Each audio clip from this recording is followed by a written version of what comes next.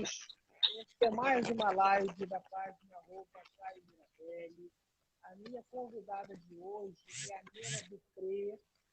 A Nena é muito conhecida por setores ambientalistas, setores econômicos, setores acadêmicos, mas mesmo ela sendo conhecida, eu vou dar 2 minutos para a minha convidada hoje se apresentar para os nossos telespectadores. Então, Caio, eu sou Nena Dupré, conforme você falou, e sou militante do Partido Verde há vários anos, né? Desde 1986, sempre no Partido Verde. Sou uma mulher que atua mais na política, estava mais na administrativa, mais no âmbito do partido, presidente do PV aqui de Volta Redonda, e agora eu estou como pré-candidata a prefeita numa chapa do PT aqui na cidade. E conheci você muito jovem, né, na militância da juventude do Partido Verde, com a minha filha, e foi uma convivência extremamente agradável, né? É isso, essa sou eu.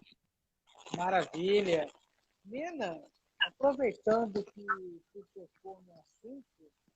Caio, a sua voz sumiu. E agora, consegue me ouvir? Consegue me ouvir? Sim. Agora consegue? Consigo. Aproveitando que você tocou no assunto de pré-candidatura, como é que é para uma mulher estar na vice-prefeitura, disputando o cargo de pré-candidata à vice-prefeitura, numa chapa que também tem uma outra mulher disputando a pré-candidatura à prefeitura, num momento em que as mulheres precisam aumentar sua participação na política? Como é que está sendo essa experiência? A experiência é extremamente boa, Caio, porque eu sempre militei com as mulheres, né? Sempre fui eu não sou uma militante assim, eu sou dentro da política, né? Mulheres dentro da política, incentivando elas a vir vereadora, a vir candidatas a deputada estadual, a deputada federal, porque entendo que a gente tem que ocupar esse lugar, temos que nos empoderar como mulheres, né? Há uma baixa representatividade das mulheres, não só no Brasil, mas no Brasil é péssimo, né? O Brasil é um dos piores países que a gente consegue alcançar o poder. Nós estamos só atrás do Haiti, sabe, cara? Desculpa, só na frente do Haiti, na América Latina. Nós estamos um país com uma... tem um barulho, Caio, não sei se é aí com você. Não, tá tranquilo aqui. Tá tranquilo? Então, tá bom. Então, assim, essa experiência de vir candidata, pré-candidata ainda, né, à prefeitura como vice, é uma experiência muito boa, porque há anos militando, né? Eu fui candidata a vereadora no Rio, no ano de 2000 e 2002, não me lembro, nem me lembro mais, mas para nós mulheres, essa ascensão à política é muito difícil. Muito difícil. Nós temos dados muito baixos nas câmaras dos deputados, no Senado. Não temos nem 10% de mulheres eleitas, né? É muito... Acho que no Senado, eu até escrevi aqui, o Senado tem 12 mulheres eleitas. De 81 cadeiras, nós somos 12. E somos a maioria da população brasileira. Então, é muito difícil. Mas a experiência está muito boa. Eu estou assim, nós fizemos uma frente de mulheres para militar nessa campanha agora de 2020, sabe? A experiência é muito boa, Caio. Muito boa mesmo. Agora, existem dados oficiais de militância política, de mulheres que ascendem ao poder, muito baixas. As mulheres... Não só não temos espaço, porque temos um percentual, agora a lei nos obriga a 30% ser de mulher, o justo seria 50%, eu reivindico isso, acho que tem que ser 50% de mulher e 50% de homem nas candidaturas, né? nas nominatas, nas nominatas para as cidades, para o Estado, para o país. As mesas diretoras, na Câmara do Deputado Federal, nós temos uma mulher na mesa, uma mulher com secretária na mesa, junto lá com vários, acho que são 8 homens e uma mulher. Então, a nossa representatividade é muito baixa. Agora, nós, mulheres, temos que querer. A gente tem muita dificuldade em ser candidata. As mulheres têm muita dificuldade em ser candidatas. Não sei se é por uma questão cultural ou é uma questão de foro íntimo, mas as brasileiras, elas não se lançam candidatas, né? É difícil, é muito difícil. Mas, enfim, a gente está aqui na militância e vejo agora, com muito bons olhos, um crescimento das candidaturas femininas, e eu fico bem feliz com isso. É muito bacana isso.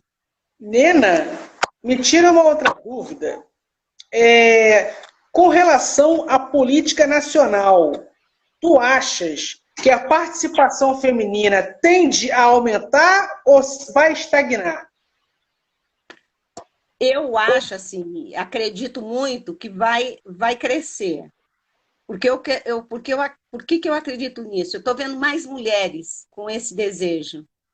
Eu vejo muito grupo de mulheres querendo ser candidatas, e já entendendo que enquanto nós não dividimos o poder, enquanto a gente não tiver a divisão efetiva desse poder, a gente não consegue uma democracia plena. Isso são dados da ONU. A gente, para ter uma democracia plena, a gente tem que ter uma divisão de mulheres. E eu sinto isso. Há uma vontade muito grande das mulheres serem candidatas, e torço muito por isso. Apesar que alguns estados brasileiros não têm representatividade nenhuma, assim, mais no Norte, Nordeste. Então, é difícil para elas, é muito difícil. O mundo é muito machista e há muitos entraves nas nossas candidaturas, né? Geralmente, a gente vai compor as chapas as nominatas por uma questão que a lei obriga. Na maioria das vezes, não são mulheres que querem, sabe? Mas agora eu vejo que existe um movimento assim, bem interessante de mulheres querendo vir candidatas. É que eu estou sentindo, sabe? Então, eu estou bem feliz com isso, bem contente com isso, né? E a gente está assim. Uma outra coisa que eu noto é que nós estamos apostando umas nas outras. A gente está ficando feliz que as mulheres estão vindo candidatas, sabe? Então, isso é interessante, assim. Eu nunca vi isso, esse burburinho na política. Estou vendo agora, estou achando bem, bem legal, bem legal. E acho que a gente tem que fazer mais frente de mulheres, incentivar as mulheres para virem nas suas representações. As mulheres que estão aí na batalha, na luta, elas têm um lugar na política. E tem que entender que enquanto não se tem poder, não se muda nada, absolutamente nada. Só as pessoas que têm o poder, que no caso do Brasil são os homens, são os machos alfa, que conseguem mudar. Então, as leis eles fazem conforme lhe apraz, né? Então, nós mulheres, para a gente ter leis mais justas a nosso favor, nós temos que ocupar o poder. Isso é fato, entendeu? Isso é fato. Queremos dividir o poder, não queremos todo para nós, não, a gente divide. 50% para cada um. Perfeito. Vamos avançando. Já volto para o município, ainda em política nacional. Eu vou te fazer um raciocínio e vamos ver se você concorda com o meu raciocínio. Tá?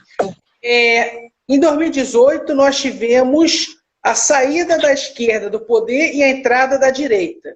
Mas eu percebi que nos anos de 2019 e 2020, quem é de centro está crescendo, está tendo um crescimento. Você concorda com essa minha leitura ou não? Sim, mas o centro é malabarista.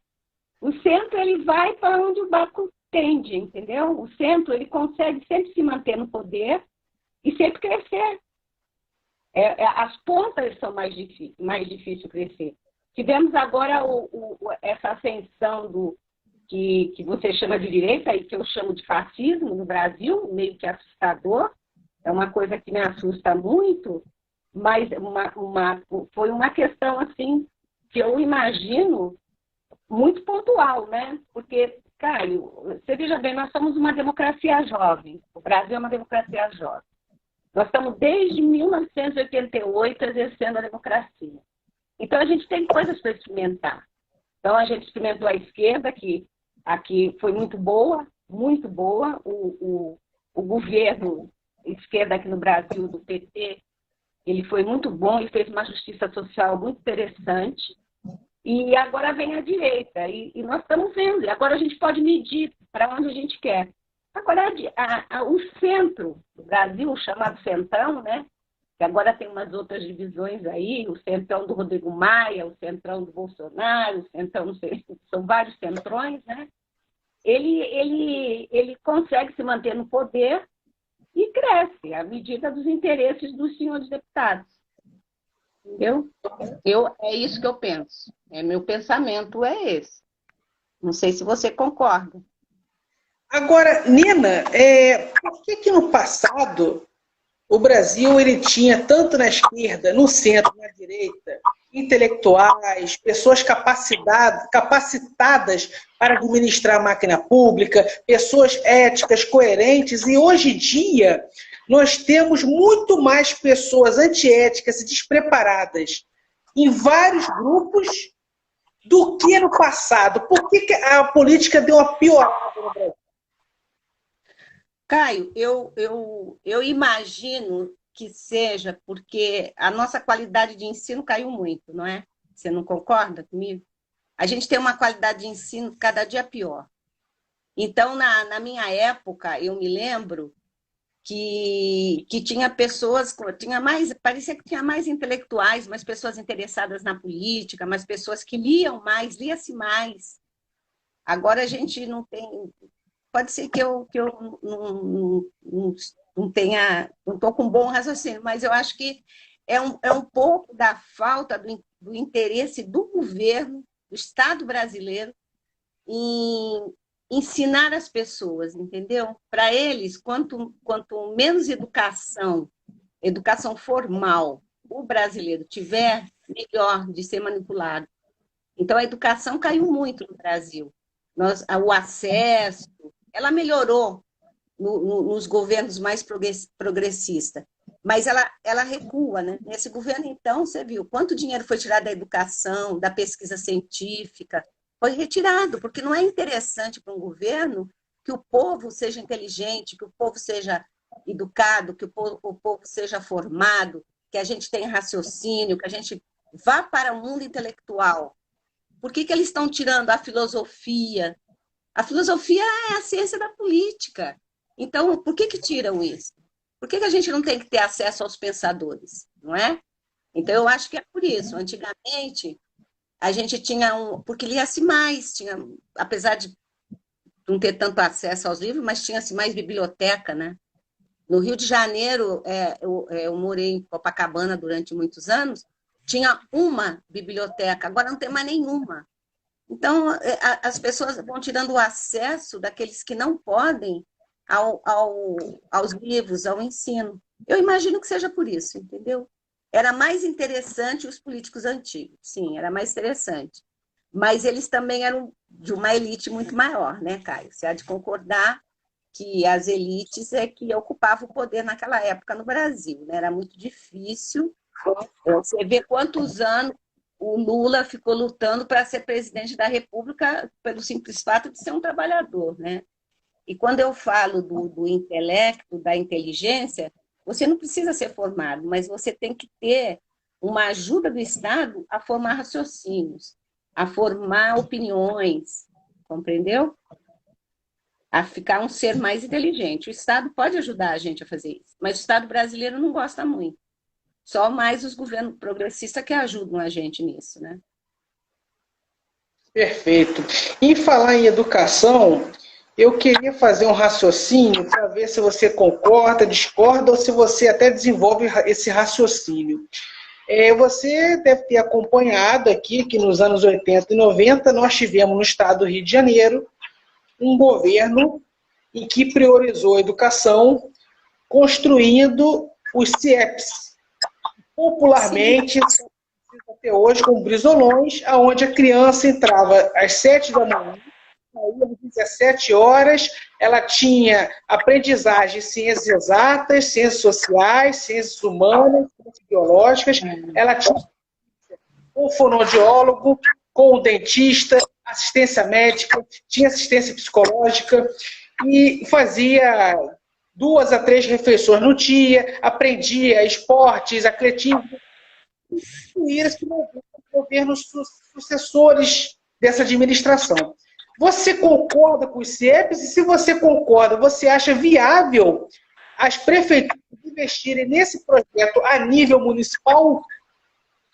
Acho, e acho que a saída do Brasil é essa. É a gente fazer vários CIEPs, muitos CIEPs. A gente tem um programa aqui, que nós estamos apresentando um programa de governo, e que se chama Escola Bairro. Então, é um programa que o bairro, ele funciona, a comunidade, o centro da comunidade é a escola. E deveria ter, porque, assim, você vê aqui, vou dar um exemplo da minha cidade. As creches aqui, ou elas funcionam de manhã, ou elas funcionam à tarde. As escolas municipais não têm aula sexta-feira. Então, é uma escola que não é feita para nós, somos trabalhadoras. Onde que a gente bota nossos filhos, nossas crianças? Então, a escola tem que ser plena, ela tem que oferecer para os brasileirinhos e brasileirinhas uma estrutura de ensino, como Paulo Freire falava. Isso que você falou é Paulo Freire, né? Os bisolões, que o próximo governo que veio, ele tirou tudo. Ele destruiu todo um projeto que é um projeto grandioso. Acho que a saída do Brasil, eu tenho assim, certeza, eu sou uma avó de 8 netos e vejo as dificuldades das crianças estudarem, né? Tem uma filha que faz questão de pôr na escola pública, mas a qualidade do ensino público é horrorosa. Quer dizer, a criança que está na escola pública, ela não vai ter as mesmas oportunidades que tem a criança que está numa escola particular. Isso é injusto. Isso é muito injusto.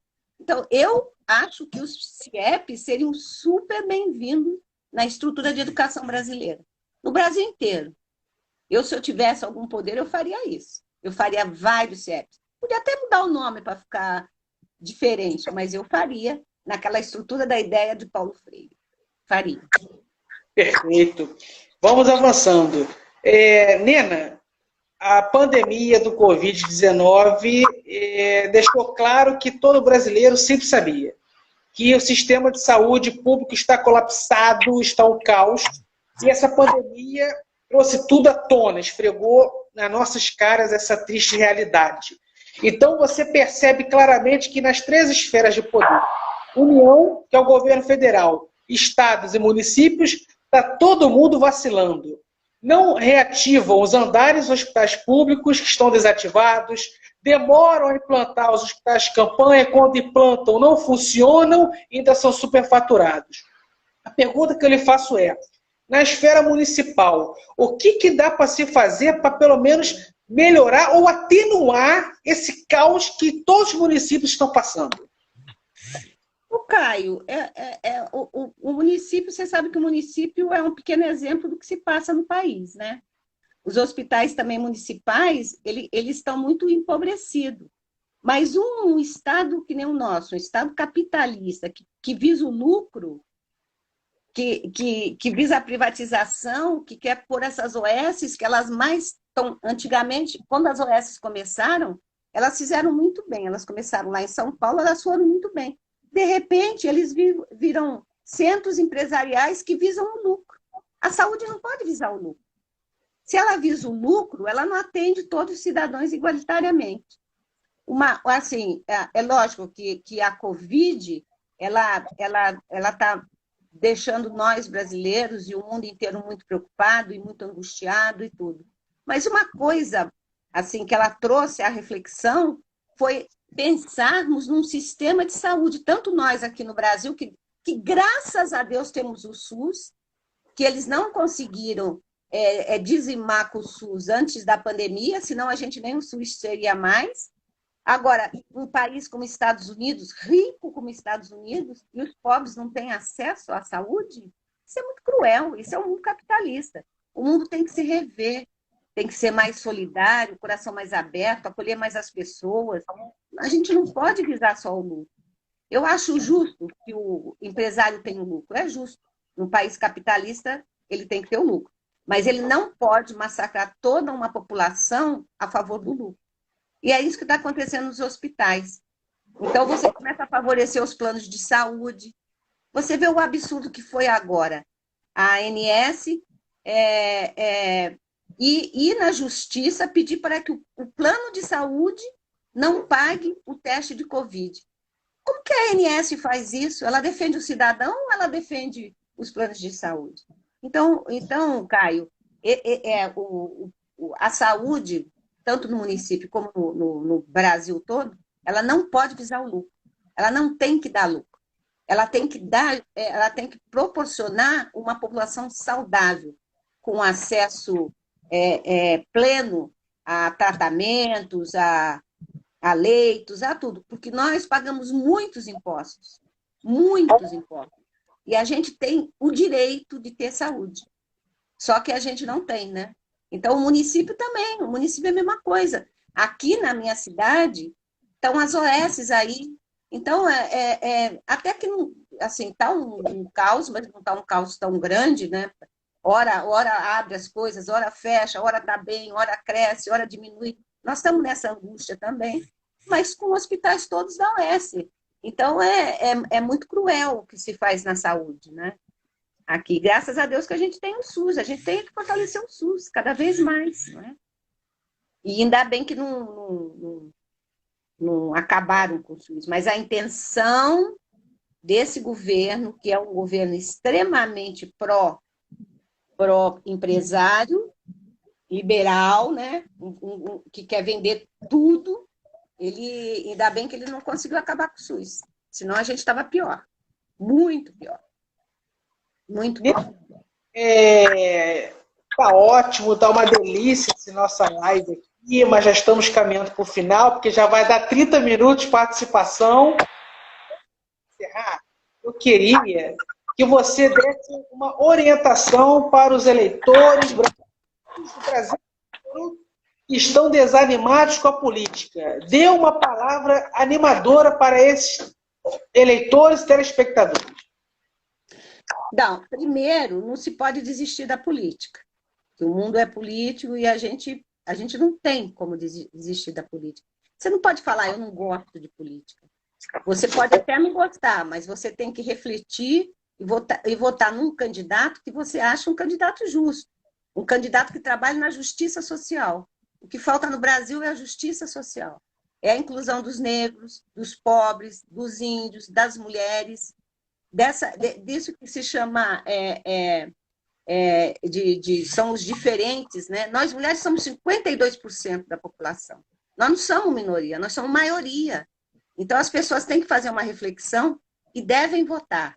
Votar com alegria, com consciência. Eu me lembro que na minha infância, a minha mãe, ela fazia roupa nova para votar. As pessoas se enfeitavam para ir votar. Iam como se fosse numa festa. E isso tem que ser, o dia da eleição é o dia de festa, o dia que você vai eleger aquelas pessoas que vão te representar, que vão lutar pela sua vida, pelos hospitais, pelas escolas, pelas pessoas que têm menos, pelas periferias, pela inclusão da periferia dentro da cidade, porque as periferias no Brasil são totalmente excluídas do progresso. Então, eu peço a todos que votem. Vão lá, votem, tem que votar. Para a gente ter um país melhor, é só através do voto, da democracia. Apesar da democracia não ser perfeita, mas ainda é o melhor que temos, né, Caio? Sem dúvida. E, Nena, vou te dar 2 minutos para suas considerações finais. As minhas considerações finais é que eu fiquei muito feliz de você ter lembrado de mim, de você ter me chamado, fiquei super feliz. Também estou muito feliz de ver o seu caminho, porque quando eu morava no Rio, eu acompanhei você mais de perto. Agora, como estou em outra cidade, até botei agora para te acompanhar no Instagram, né? Mas eu acompanho você um pouquinho mais de longe. Mas sei que você está fazendo muito sucesso. Você conte com a minha admiração. Você é um menino que tem muito brilho. Espero que você volte para o Partido Verde. Vem para o Partido Verde. O Partido Verde precisa de juventude. As pessoas que estão assim, jovem há muito tempo que nem eu, já tem que dar lugar para os mais jovens. O pensamento de vocês é mais claro, vocês têm mais a tecnologia. Então, venham para o PV. A gente precisa mudar o mundo. E a gente muda o mundo através dos jovens e das mulheres também, né? Mas das jovens, das mulheres jovens, do povo jovem, que participem dos partidos, que façam um país melhor. Cara. Essas são as minhas considerações finais. E eu acho, e peço para as mulheres que ocupem o seu lugar de empoderamento na política, que venham ser candidatas, que lutem para a candidatura de outras mulheres, que não falem assim, ai, meu marido é melhor que eu. Não existe isso. Isso não existe. Nós somos muito melhores também, eles também são, mas nós também somos. E a gente tem que ocupar o poder. Essa é uma... Eu gostaria muito que essa bandeira ficasse aí para a gente pensar, né? As mulheres empoderadas e chegar mais uma vez à presidência da República, né? É isso. Eu agradeço a participação, uma grande honra lhe ter aqui. Você é uma pessoa... A honra é minha, Caio, a honra é minha. Você é uma pessoa de muita sabedoria, muita experiência, muita vivência. Agradeço também aos nossos telespectadores, a doutora Ilka, dando boa noite a todos que estão aqui presentes. Boa noite, Ilka. Boa noite, Júlio Maciel, Ananda Ballarini, Jane De Luca está falando que a minha é maravilhosa, também concordo. Mari Ballarini, Flávia Quintanilha, professor Marcelo Andrade, Luana Azevedo Silva. Obrigado a todos por terem prestigiado aqui nesta live, tops aqui pra gente. Que todos tenham uma excelente noite. Abraços fraternais. Eu também. Saudações verdes e fraternas a todos, do fundo do meu coração. Tchau. Tchau, Caio.